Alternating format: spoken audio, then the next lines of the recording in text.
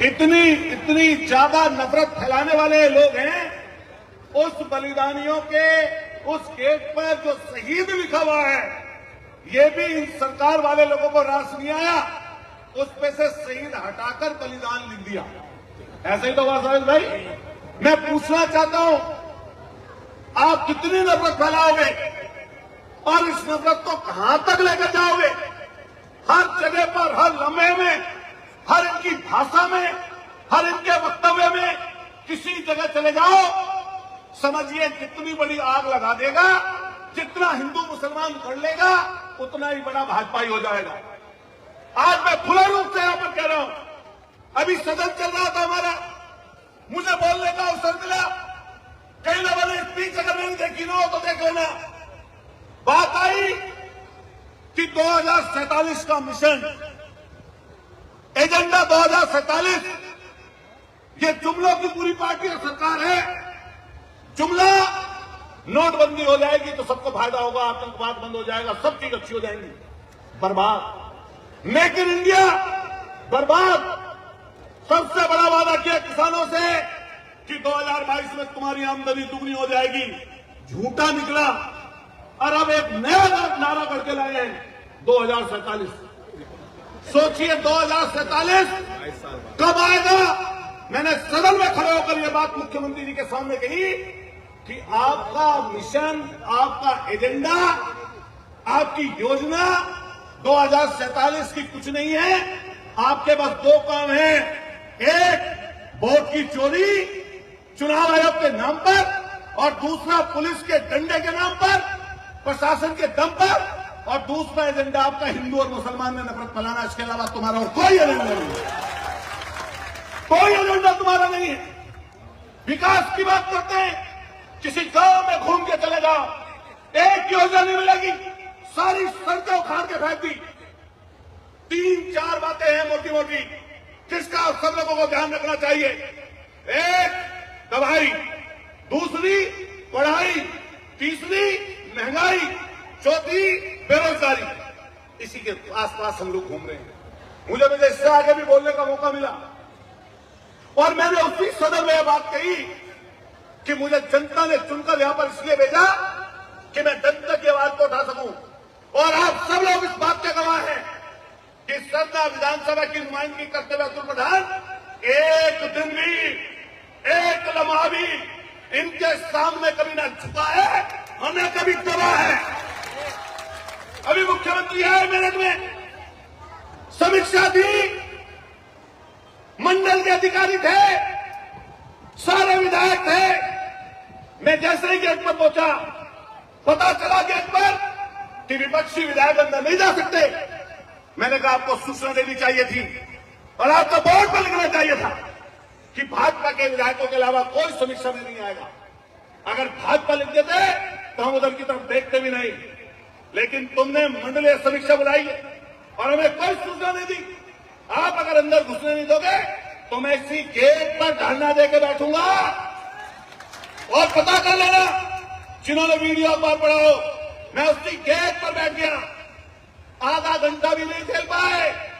Police के एक बड़े अधिकारी का फोन आया कि विधायक जी गेट पर आप बैठ गए। मैंने कहा बैठ गया। कह रहे आप मान जाओ, हट जाओ यहां से।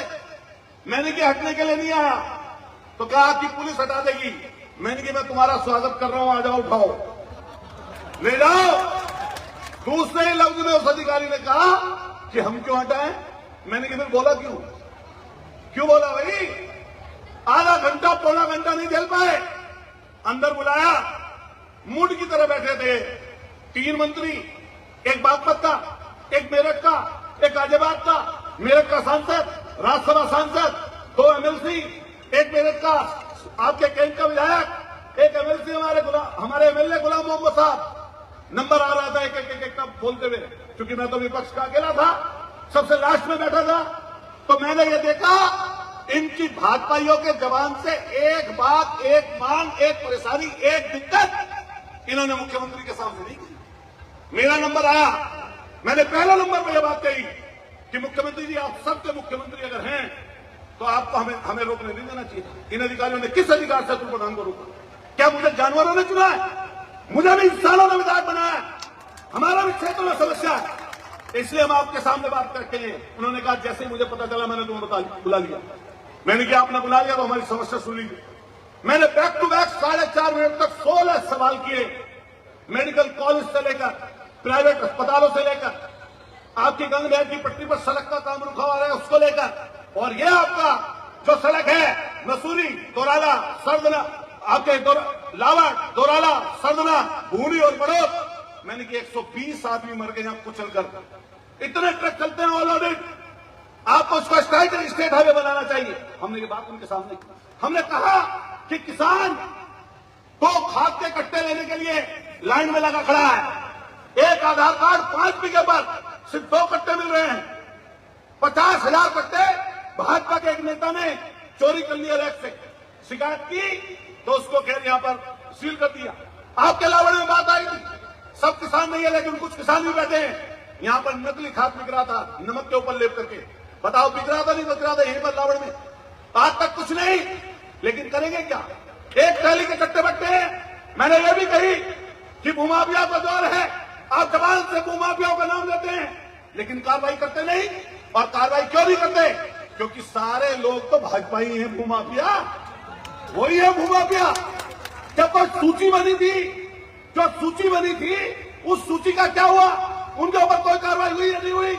अगर अतुल प्रधान ने कोई काम ऐसा कर रखा है तो हमें सलाखों के पीछे भेज दो, लेकिन अगर वो गलत है सलाखों के पीछे उनको भी भेजने का काम करो। मैं आपको वादा देके जाता हूं, यहां पर लड़ाई बहुत बड़ी है। लड़ाई न केवल इन देश के दुश्मनों से है बल्कि लड़ाई संस्थानों से है। इन्होंने कब्जा कर लिया ईडी पर, सीबीआई पर, इनकम टैक्स पर, एनआईए पर, और तो छोड़िए चुनाव आयोग इनका पिट्ठू इस समय बन गया है।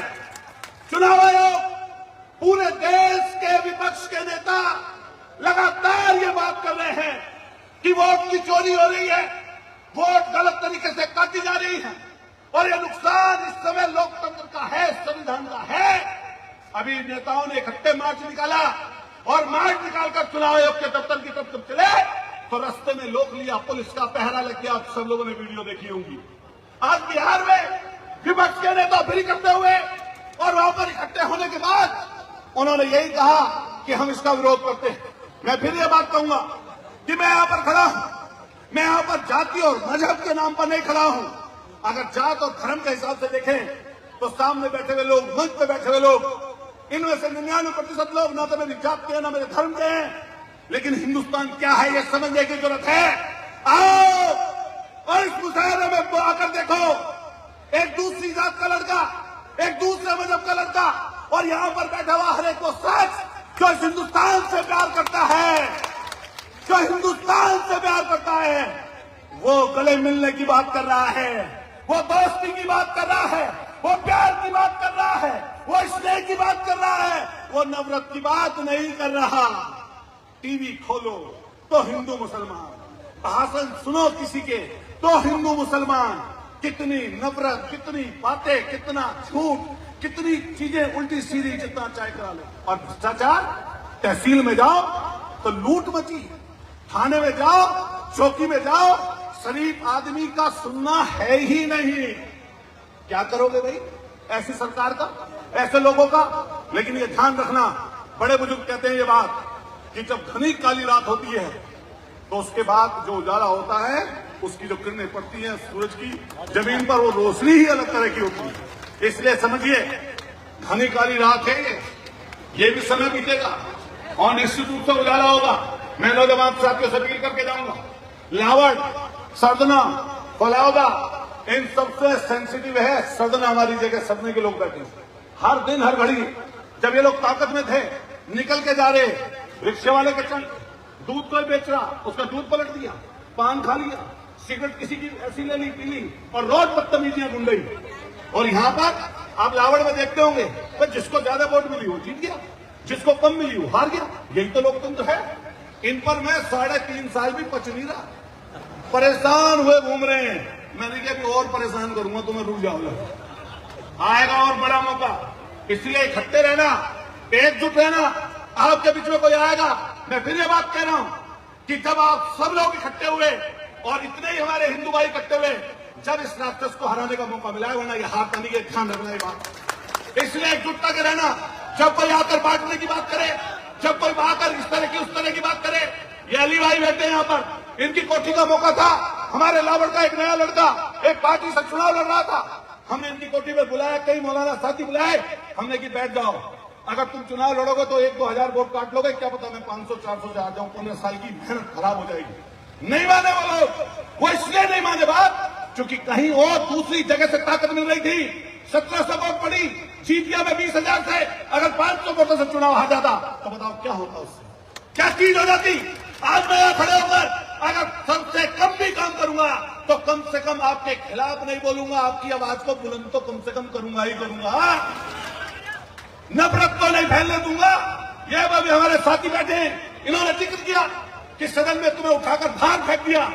जिस बात पर मुझे बाहर फेंका गया था वो बात मैं आपको बताना चाहता हूं। मैंने बात की थी सरकारी अस्पतालों की परेशानी और दिक्कत की, प्राइवेट अस्पतालों की लूट की। मैं विधायक होकर 10 दिन तक भूख हड़ताल पर ही बैठा था। वो किसी धन्ना सेठों के लिए नहीं बैठा था, वो गरीब लोगों के लिए बैठा था। सरकारी अस्पतालों में इलाज नहीं, प्राइवेट अस्पतालों में जांच के नाम पर, फीस के नाम पर, दवाई के नाम पर खुली लूट मची हुई है। और कौन लूट मचा रहे हैं? यही भाजपा। आप किसी अस्पताल में पहुंच जाओ, लगभग प्रधानमंत्री जी की फोटो और मुख्यमंत्री जी की फोटो लगी मिलेगी, उसी के नाम पर जाति कर रहे हैं। आरएसएस का अपने आप को बताते हैं और इस तरह की भाषा करते हैं इस्तेमाल।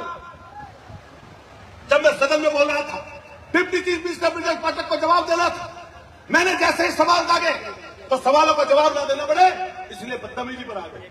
बदतमीजी पर आए, हम सदन में चले गए। सदन में विधानसभा अध्यक्ष जी ने कहा इसको अतुल प्रधान को उठाओ और बाहर फेंक दो। देखी थी वीडियो, नहीं देखी थी बताइए। वो कहा कि बाहर उठाकर फेंक दो। मैंने एक बात उसी दिन कही थी कि मुझे जनता ने चुना है जनता की बात उठाने के लिए। मैं मुंह बंद करके यहां बैठने वाला नहीं हूं। चाहे निकालो और चाहे रखो, हर एक बात को अतुल प्रधान उठाएगा। ये कोई ताकत हमें रोक नहीं पाएगी। और फिर ना मेरा कोई कारोबार है, ना मैं कोई बड़ा धन्ना सेठ हूं। मेरा एक काम है, वो यही काम खिदमत करने का। बता दे कोई लड़के लावड़ का आदमी जिसने मेरा कभी शीशा बंद देखा, बता दे कोई एक आदमी कि बिना दुआ और सलाम के, बिना आदाब के, बिना राम के, बिना सलाम के कभी निकलता हुआ तुमको। और शायद पूरे के पूरे कस्बे में अगर एक तक से दूसरी तक पार होता हूं तो 20 जगह उतरकर लोगों से हाथ मिलाना, मिलना जुलना, ये जो मेरा काम है मैं करता हूं। करता नहीं करता बता दो। इसलिए लड़ाई आगे आगे और बड़ी होगी। ये लोग नफरत फैलाएंगे, झूठी सच्ची बात चलाएंगे, अनाप शराब बातें करेंगे। और उसमें ऐसा भी हो सकता है कि हमारे और आपके बीच के लोग भी एक दो बात बोले, ना जाने क्या क्या बात बोले, क्या क्या चीज कहें। उनसे भी सचेत रहना और उनसे ये पूछना कि अगर दम हो लड़ने का तो आओ सामने। किसने मना किया है? आओ डटकर। मुकदमे 58 है अतुल प्रधान पर। आजम खान साहब के बाद दूसरा नंबर है मेरा भी। रोज तारीख पे खड़े रहते हैं लावड़ वाले, तो गवाह है इस बात के। लावड़ वाले तो जाते हैं तारीख पे, फलावदे वाले बैठे हैं चक्कर में। ये भी अच्छे जाते हैं, 40-42 इकट्ठे हो गए फलावदे की। बताओ जाते नहीं जाते? तो ये तो लड़ाई है, मुकदमा लगेगा, जेल जाना पड़ेगा। लेकिन मैंने कोशिश की कि आपको आगे करके कभी लड़ाई न लड़ूं, कभी ऐसे काम मुझसे मेरी तरफ से ना हो कि जिससे आपको किसी तरह का नुकसान हो। क्योंकि पूरी सरकार हिंदू और मुसलमान पर लड़ाई कराने पर उतारू है। हर जगह नफरत, हर जगह नफरत। अभी मुख्यमंत्री राहत कोष से गरीब लोगों को पैसा मिलता है। मुझे पिछले दिनों पता चला, जैसे ही नाम आया अलीम और कलीम, पैसे बंद। ये बात है, ऐसा होना चाहिए।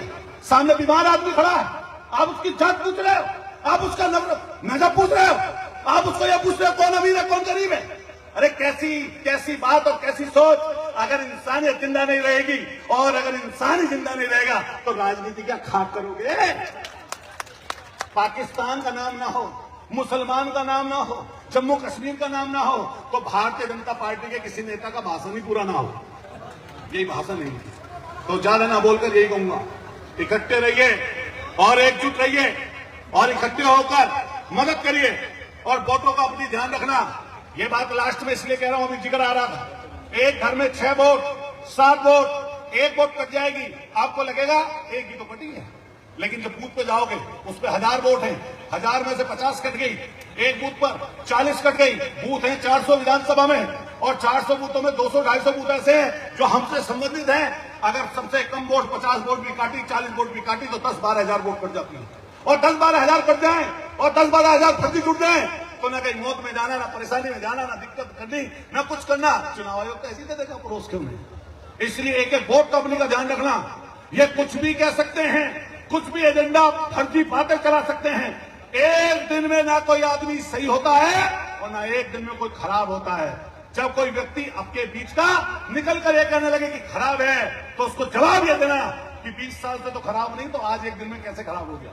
अगर किसी को अच्छा बनाने लगे तो ये भी जरूर कहना जब 20 साल से परखा नहीं, देखा नहीं, तो फिर एक दिन में कोई अच्छा कैसे हो गया। इसलिए लड़ाई बहुत बड़ी है, न केवल मेरे स्तर पर बल्कि जमीनी स्तर पर। लेकिन मैं समझो रहा हूं जो अति पिछड़ी जात के लोग हैं, चाहे उसमें हमारे मुस्लिम भाई हो, चाहे कश्यप, सैनी, प्रजापति, पाल, जोगी, नाई, धोबी, वाल्मीकि, जाटव, जितनी भी बिरादरी के लोग हैं, आपको एक भी गांव एक बार तालियां तो बजा लगा प्रधान जी का। तुम लोगों ये तालियां नहीं, कोई अद्धा प्रधान जी का हाथ सब ऊपर कर लो, सारे दोनों हाथ अब बजाओ तालियां। ये सुन रहे थे ध्यान से कि क्या बात कह रहा, ताली में बजवा दूंगा लास्ट में, चिंता मत करो। तो आपका बहुत बहुत शुक्रिया, मैं आपका धन्यवाद करता हूं। बताओ लड़ाई जारी रखनी चाहिए नहीं रखनी चाहिए? जोर से बताओ, लड़ाई जारी रखी जाए, इनसे लड़ा जाए तो मदद करना, साथ देना। अगर चल सको तो चल के कर देना, अगर घर बैठ के कर सको तो घर बैठ के कर देना, अगर मोबाइल पे कर सको तो मोबाइल पे कर देना।